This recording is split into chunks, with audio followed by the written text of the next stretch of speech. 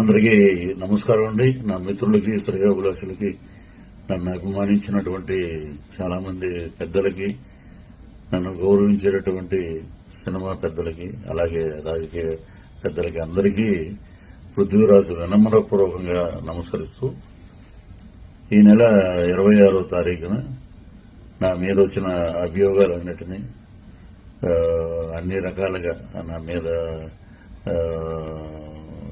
చాలా రకాలైనటువంటి కేసులకి, అలాగే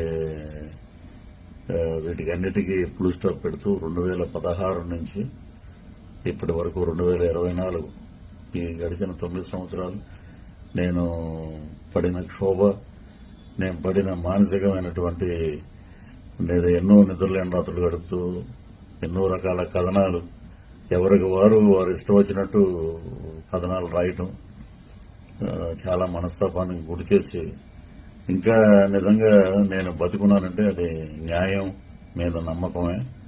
న్యాయస్థానంలో నాకు న్యాయం జరుగుతుందనే నమ్మకంతో ఈ 9 ఏళ్లు నేను ఎదురు చూశాను. నాకు న్యాయమూర్తి ఆ భగవంతుడు అద్భుతమైన తీర్పునిచ్చి నా మీద ఉన్న కేసుని కొట్టివేయటం జరిగింది. సో చాలా రకాలుగా కథనాలు, ఎవరికి వారు రకరకాలుగా కథనాలు చేసి నా మీద మానసికంగా ఎంతో క్షోభ పెట్టారు. వీరందరూ తెలుసుకోవాల్సిన సత్యం ఏంటంటే, ఏమండి ఎవరికైనా మీకేమన్నా మేమేమన్నా ద్రోహం చేసామా, మీకేమన్నా మీ జోలికి వచ్చామా, లేక మిమ్మల్ని ఏమన్నా ఎప్పుడైనా ఒక పల్లెత్తు మాట మాట్లాడామా?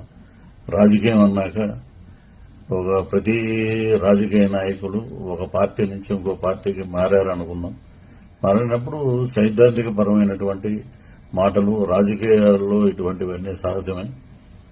ప్రతి మినిస్టర్, నేను ఒక వార్డు మెంబర్ కాదు, అట్లీస్ట్ ఒక బోర్డు మెంబర్ కూడా కాదు, ఒక పార్టీకి నమ్ముకుని ఆ సిద్ధాంతాల మీద మాట్లాడటం అనేది ప్రతి రాజకీయ నాయకుడు, రాజకీయం కావాలనుకున్న వాళ్ళందరూ మాట్లాడతారు.